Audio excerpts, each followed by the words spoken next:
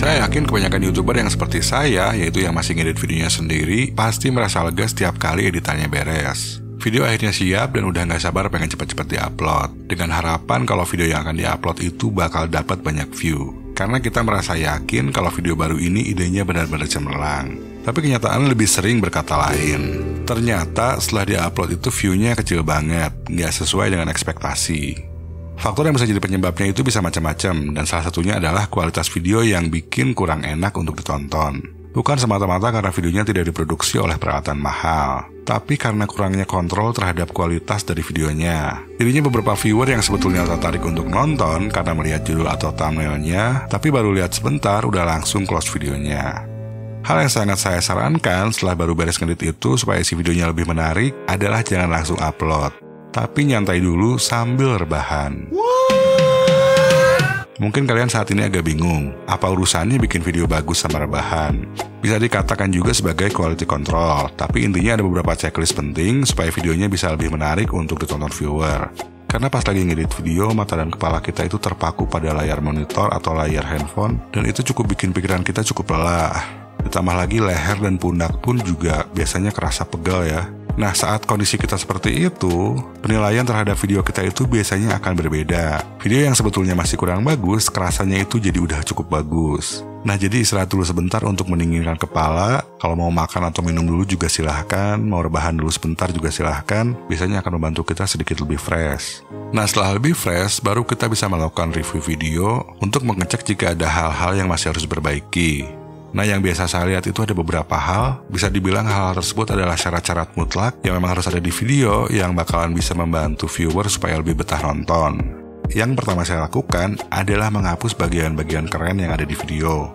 Dan bagian-bagian tersebut biasanya bagian yang kita suka, tapi sebetulnya nggak terlalu penting buat kontennya itu sendiri. Contohnya adalah shot-shot yang diambil pakai drone, misalnya kita baru beli drone terus pengen ngambil gambar pakai drone, padahal sebetulnya nggak perlu, nah itu mending dihapus. Intinya apapun itu, entah itu shot, animasi, bumper, kalau memang bukan sesuatu yang bisa bikin isi kontennya atau cerita di video tersebut jadi lebih baik, tapi kita pasang karena kita cuma pengen nunjukin, lebih baik dihapus aja. Karena viewer itu pada intinya hanya peduli dengan dirinya mereka masing-masing. Biasanya nonton video itu karena memang ingin memuaskan keinginan mereka. Ya tentunya saya nonton video pun juga karena ingin memuaskan keinginan saya. Kalau saya lihat tutorial ya saya perlu dengan informasinya. Kalau saya lihat video hiburan ya saya pengen terhibur.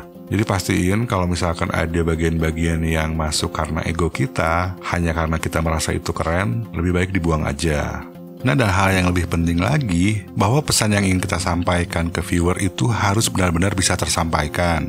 Saya lihat juga banyak video pemula yang suaranya terlalu kecil, atau ngomongnya itu kurang jelas, termasuk juga volumenya yang terlalu pelan ya. Nah, saat mereview video yang akan diupload, pastikan apa yang kita sampaikan itu cukup jelas, bisa cukup dimengerti, dan untuk volume levelnya juga harus diperhatiin ya.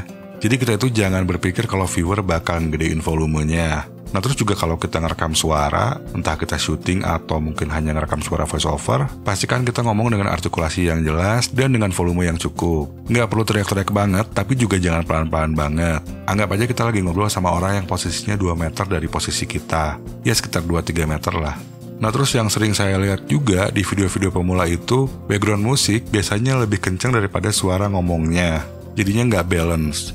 Nah, jadi pastikan audio tracks yang ada di video kita itu semuanya balance. Kalau untuk background musik, nggak usah terlalu besar. Terus kalau ada transisi dari musik atau sound effect ke ngomong, atau dari ngomong ke musik, bagusnya jangan sampai bikin kaget. Dan suaranya juga nggak harus profesional banget ya. Yang penting apa yang kita ucapkan itu bisa terdengar dan bisa dimengerti.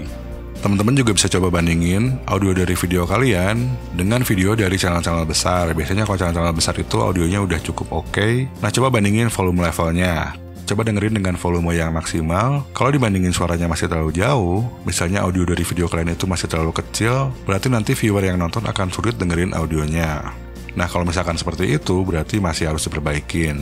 Nah, dan secara keseluruhan, selain pesan harus bisa tersampaikan dengan jelas, konten yang kita buat itu harus bisa mempertahankan ketertarikan viewer untuk nonton sampai habis. Memang nggak akan semua viewer nonton sampai habis, tapi minimal sebagian besarnya atau setengahnya viewer itu mau nonton sampai habis. Untuk seseorang yang cukup cakap berbicara, atau untuk seorang storyteller yang bisa menyampaikan suatu cerita itu dengan baik, mungkin gak akan kesulitan dalam mempertahankan ketertarikan viewer terhadap videonya. Nah, tapi banyak juga YouTuber, dan ini juga termasuk saya, yang bukan seorang public speaker, dan juga bukan seorang storyteller yang bagus, intinya bukan seorang yang memang jago bicaranya. Nah, tapi di YouTube itu yang namanya retensi itu cukup penting. Sebuah video itu harus memiliki retensi yang tinggi atau bisa mempertahankan cukup banyak viewer untuk penonton cukup lama. Ya kalau bisa sampai habis. Kalau misalkan retensinya cukup tinggi, pertambahan watch time pun atau jam tayang itu akan cukup cepat. Dan YouTube sangat memperhatikan hal ini. Nah, jadi untuk orang-orang seperti saya yang memang bukan pembicara yang baik, kita bisa menambahkan bumbu-bumbu editing yang simple untuk membantu videonya menjadi lebih menarik. Nah, jadi coba tonton dulu hasil editannya dari pertama sampai terakhir. Nah, coba perhatikan apakah video teman-teman itu memiliki awal, tengah, dan akhir yang cukup jelas. Nah, dan yang terpenting adalah bagian awalnya. 30 detik pertama dari video itu harus bisa benar-benar menangkap perhatian viewer dan membuat viewer lebih tertarik lagi untuk melanjutkan nonton. Kalau dari awal udah nggak rame, kebanyakan viewer akan banyak yang kabur. Nah, kalau yang bisa saya lakukan di 30 detik pertama itu, saya nggak akan nampilin dulu intro, bumper, atau lain-lain, tapi saya memastikan bahwa apa yang ada di judul dan thumbnail itu bakal dibahas di videonya. Intinya di 30 detik pertama itu kita harus meyakinkan viewer untuk terus nonton. Nah, tentunya kalau teman-teman udah keburu syuting, kalau memang ternyata di bagian awalnya itu nggak menarik, mungkin terpaksa syuting lagi. Tapi kalau nggak, coba diakalin dengan editan. Mungkin ada bagian-bagian yang bisa dibuang, atau urutan editannya bisa disusun lagi.